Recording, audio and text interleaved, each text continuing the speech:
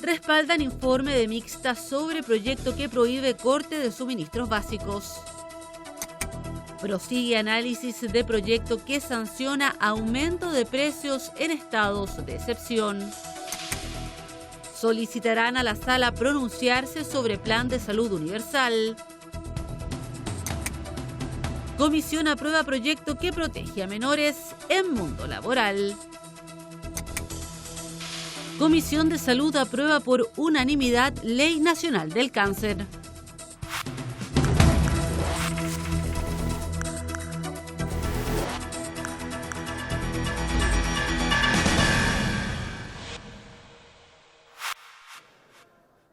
Tras un extenso debate, la Sala de la Cámara de Diputadas y Diputados ratificó el informe de la Comisión Mixta recaído en el proyecto de ley iniciado en mociones refundidas, que suspende el corte de servicios básicos por no pago en virtud de la crisis originada por el coronavirus.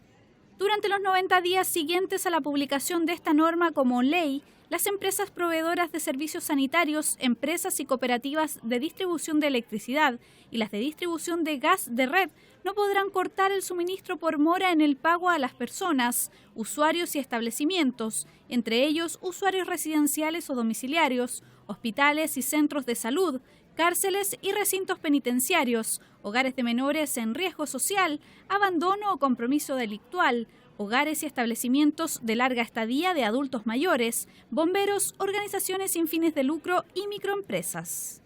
Así dispone el informe de la Comisión Mixta recaído en el proyecto que prohíbe el corte de suministros básicos por no pago producto del coronavirus, que detallaron los diputados de C. Joana Pérez y socialista Jaime Naranjo.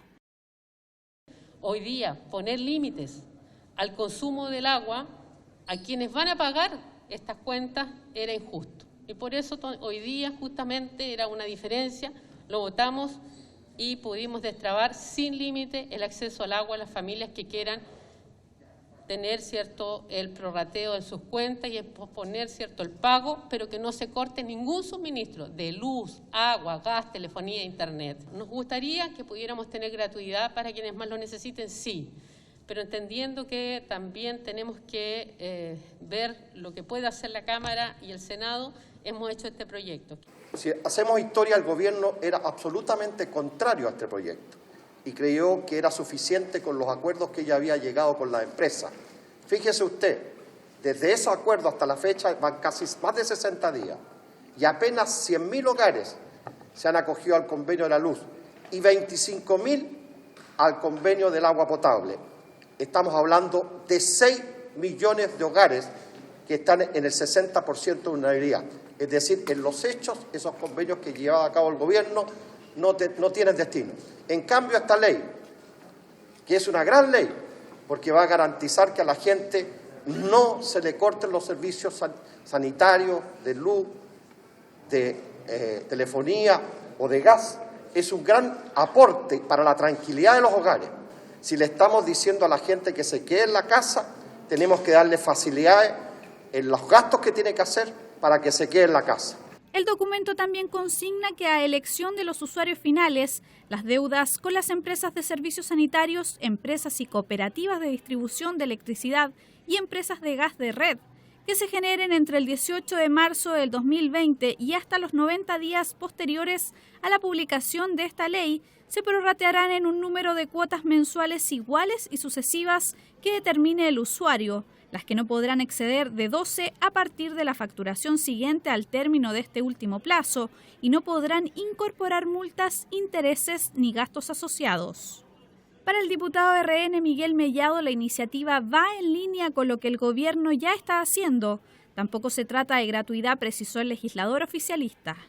El gobierno ya habló con las empresas para que no hubieran cortes. Lo que hace este proyecto es colocar la normativa que corresponde para que en 90 días más no se corte ningún servicio público. Esto no es gratuidad, es que la gente no se le va a cortar el servicio y en el momento de 90 días más, porque es una ley transitoria que termina en 90 días más, esta ley lo que hace es que la persona va a tener la posibilidad de reprogramar esa deuda que tiene por el no corte hasta en 12 cuotas mensuales si es que él así lo desea. No va a quedar a criterio de la empresa, va a quedar a criterio de la persona cuántos meses quedan. Y lo más importante de esta ley, lo novedoso de esta ley, es lo que pasó en el tema de educación, donde los estudiantes de educación básica, media y universitaria y parvularia van a tener acceso a este sistema que es gratuito para ellos. Además, el informe de la comisión mixta que la Cámara respaldó por 138 votos a favor y 13 abstenciones establece que si los beneficiarios hubiesen sido objeto de cortes o suspensiones de suministro o servicio por mora en el pago, la respectiva empresa deberá proceder a la reposición inmediata del servicio sin costo alguno una vez publicada esta ley. El segundo proyecto tratado en sala el miércoles 10 de junio plantea que con ocasión de una epidemia o pandemia y en caso de decretarse un estado de excepción constitucional de catástrofe, se podrá dar tratamiento de datos sensibles por el tiempo que dure dicho estado a la información acerca del diagnóstico de la enfermedad que originó la pandemia o epidemia por razones de salud pública. La autorización para transmitir dicha información solo podrá otorgarse al Ministerio de Salud, a los servicios de salud, a los servicios de atención primaria, a las secretarías regionales ministeriales de salud y a las fuerzas de orden y seguridad pública. Para el diputado de la Comisión de Salud, Amaro Labra, se trata de una buena forma de manejar una materia compleja. Pensamos que hay que despacharlo muy rápido porque pone exactamente las limitaciones y quienes tienen acceso a los datos sensibles para el manejo de la pandemia y poder ir controlando el tema del contagio. Y esos son los organismos sanitarios, con la participación apoyados por las fuerzas de orden y seguridad que son Carabineros y la PDI. El proyecto, tras ser aprobado por la Sala con 150 votos afirmativos y 2 abstenciones, retornó a la Comisión de Salud por haber sido objeto de indicaciones. Y finalmente, el miércoles 10 de junio, la Sala respaldó el proyecto cuyo objeto es suspender los plazos que las leyes del deporte y de sociedades anónimas deportivas profesionales establecen para que éstas cumplan sus obligaciones durante la vigencia del estado de catástrofe decretado a raíz de la pandemia de COVID-19. La moción, que sumó 136 votos a favor, 1 en contra y 15 abstenciones, les permite a las organizaciones deportivas y federaciones deportivas nacionales cumplir dichas obligaciones una vez superada la crisis sanitaria. La Comisión de Constitución se reunió para retomar el estudio del proyecto que busca sancionar a quienes incrementen el precio de determinados bienes o comercialicen aquellos que están destinados a su distribución gratuita durante la vigencia de un estado de excepción constitucional, situaciones de alerta sanitaria o emergencias similares. En ese marco, establece penas para quienes, luego de la declaración de un estado de excepción, aumenten injustificadamente el precio de bienes y servicios de primera necesidad, tales como alimentación, higiene, materiales de construcción, combustible, medicamentos o insumos médicos. La instancia recibió en primer término vía telemática la exposición de José Luis Uriarte, asesor del Ministerio de Economía, quien señaló que fijar los precios no resulta la mejor alternativa para poder compatibilizar la disponibilidad de los distintos bienes con precios justos. Sin embargo, el autor de la moción, diputado de RN Gonzalo Fuenzalida, precisó que el proyecto no fija precios, sino que sanciona la especulación. Este es un proyecto que no fija precios, este es un proyecto que sanciona la especulación de precios cuando se hace de manera ilegítima, es decir, con la intención de subir precios que no corresponden a la realidad, en base a los costos y el aumento de los costos, y pone un piso de ese aumento sobre un 20% para entrar a investigar la situación.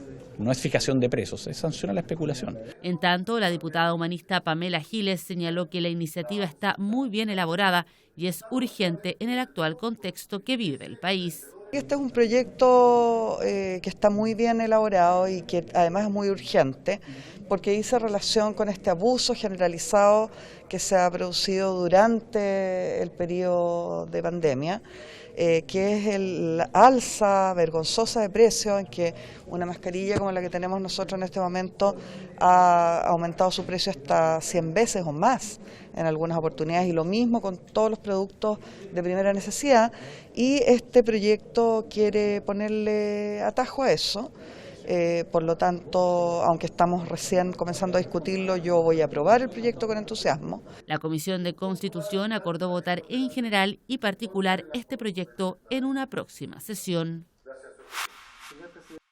La Comisión de Hacienda había sido citada para analizar junto al ministro de esta cartera, Ignacio Briones, y el director de presupuestos, Matías Acevedo, el plan de emergencia y recuperación anunciado por el Ejecutivo. Sin embargo, no concurrió a la instancia ninguna de las autoridades. Frente a esto, la comisión acordó volver a insistir en su asistencia para una sesión el martes 16 de junio y así lograr establecer un programa de trabajo, tal como lo explicó el presidente de la comisión, diputado PC, Daniel Núñez. Tenemos un punto en el cual no hay debate, no hay diálogo con el Ejecutivo y le vamos a reiterar en la solicitud que pueda asistir a la Comisión de Hacienda el próximo martes y si no quiere informar en qué están sus conversaciones o cuáles son los lineamientos de su plan de reconstrucción, que a lo menos elaboremos una hoja de ruta con la Comisión de Hacienda para saber cuáles son los proyectos de ley que el gobierno va a priorizar, cuáles van a entrar por Hacienda, porque obviamente queremos ordenar el trabajo de la Comisión y no estar con una expectativa que hoy día no hemos podido ordenar de trabajo. En la sesión también recibieron la exposición del director de FONASA sobre el proyecto que crea un plan universal de salud. Los integrantes de la comisión acordaron enviar un informe a la sala que señale la necesidad de que el proyecto sea votado en general por esta instancia para que luego pase a la Comisión de Salud y se proceda a su debate en particular. En general y por unanimidad, respaldó la Comisión de Trabajo el proyecto de ley que adecua el Código del Trabajo en materia de protección de niños, niñas y adolescentes en el mundo laboral. El proyecto, que cumple su primer trámite constitucional, fue analizado junto a Carol Baum, subsecretaria de la Niñez, Patricia Muñoz, defensora de la Niñez, Fernando Arab, subsecretario del Trabajo, y Humberto Villasmil, especialista en normas internacionales de la OIT. Los invitados destacaron el sentido de la iniciativa de ajustarse al espíritu de resguardo del interés superior de niñas, niños y adolescentes, cuyos contenidos se ciñen a las normas internacionales de diversos convenios de la OIT. El subsecretario del Trabajo, Fernando Arab, se mostró complacido por el consenso que generó el proyecto entre los diversos expositores, que la iniciativa trascienda a distintos gobiernos y la intensa labor que se desarrolló en conjunto con la OIT. La diputada Alejandra Sepúlveda destacó lo fundamental de ponerse al día con legislaciones internacionales en relación al trabajo de niñas, niños y adolescentes. Ojalá esto no existiera, ¿no? Ojalá esto no ocurriera y que pudieran desarrollarse como niños y niñas adolescentes en una vida dedicada más bien al estudio, a la recreación, a formar, ¿no es cierto?, su vida. Sin embargo, entendemos que existen familias y menores que están en esta condición y por lo tanto tenemos que regular las condiciones de trabajo y asimilar esto a los organismos internacionales. Aspectos con los que coincidió el diputado RN Eduardo Durán. Nuestro gobierno y nuestro propósito respecto a este proyecto de ley va a ser siempre proteger la situación de los niños, librarlos de cualquier especie de vulnerabilidad y en el ámbito del trabajo proteger también sus derechos cuando estos, el Código del Trabajo así lo permitan, de tal manera de que su situación siempre esté protegida y no lo expongamos a situaciones contrarias como trabajos forzados, peligrosos o que estén fuera de su alcance. Nosotros entendemos que en el ideal los niños deben estudiar, deben educarse y eso también vamos a proteger y vamos a reforzar en esta legislación para que los niños tengan un crecimiento de acuerdo a lo que corresponde. Por su parte, el diputado socialista Gastón Saavedra enfatizó la necesidad de abordar la situación de los menores en términos multisistémicos.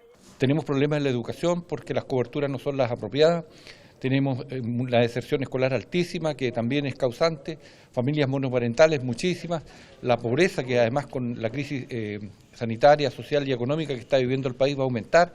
Por eso yo planteo esto que tiene que ver con parte de los desafíos estructurales que tiene el país. Vamos a modificar el Código del Trabajo, se irá a adecuar a estos objetivos multinacionales que ha abordado en este caso las Naciones Unidas, pero nos queda la tarea pendiente de cómo resolvemos los problemas, reitero, de educación, de salud, de ingresos que tienen las familias y al mismo tiempo de el desafío permanente de la superación de la pobreza en el país, porque allí es donde están localizados la mayor cantidad de niños y niñas y adolescentes. Lo que nos va a quedar como resabio de esta crisis es que vamos a tener más pobreza y que vamos a tener más niños y niñas y adolescentes comprometidos con el trabajo, y ellos en realidad tienen que ser sujetos de derecho. Ellos tienen que educarse, tienen que vivir con intensidad lo que es la etapa de niños, niñas y adolescentes y no estar trabajando, porque se trata de erradicar el trabajo infantil, no de adecuarlo o de regularlo. Entre otros aspectos, el proyecto fortalece las acciones relacionadas a erradicar el trabajo infantil y adolescente, regulando las multas asociadas al trabajo infantil, a la participación de adolescentes en actividades consideradas peligrosas y al incumplimiento de los requisitos asociados al trabajo de adolescentes. También regula con mayor precisión la jornada laboral del adolescente, que si bien mantiene un máximo de 30 horas semanales, reduce la jornada diaria en periodo escolar de 8 a 6 horas y mantiene el máximo de 8 horas solo para el periodo de vacaciones. El apoyo a la Ley Nacional del Cáncer es contundente y solo el tema del financiamiento genera resquemores, ya que la idea es contar con una normativa con recursos. Por ello, la idea de legislar concitó la unanimidad de la Comisión de Salud, que preside el diputado Ricardo Celis. El parlamentario PPD afirmó que no tenemos un sistema de salud potente y en cuanto al financiamiento, lo mejor es enemigo de lo bueno y por ello esperamos que obviamente existan los recursos. Yo destaco los 237 millones para el Registro Nacional del Cáncer, que es una de las cosas más importantes y un sueño de antiguos médicos. Lo financiero no nos debe entrampar ahora. Saquemos esta ley adelante. Por su parte, el diputado UDI Jaime Belolio resaltó que existe una gran demanda de usuarios y enfermos. Ahora el tema del registro es vital porque conociendo los perfiles de quienes tienen el cáncer se podrían llevar a cabo buenas políticas públicas. El cáncer es una verdadera pandemia y es prácticamente un hecho de que más de la mitad de los que conformamos esta comisión vaya a padecerlo. Así es de terrible, concluyó el legislador gremialista. Las y los diputados de la comisión decidieron un plazo de 15 días para elaborar indicaciones.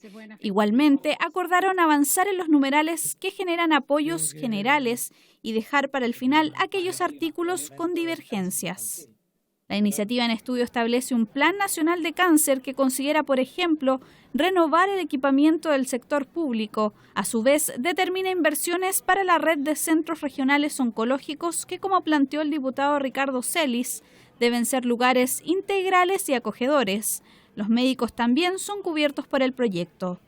Igualmente, se determina crear un registro nacional de cáncer con una inyección de más de 200 millones de pesos, aspecto muy destacado por las y los parlamentarios, considerando que teniendo un perfil de los enfermos se pueden elaborar mejores políticas públicas.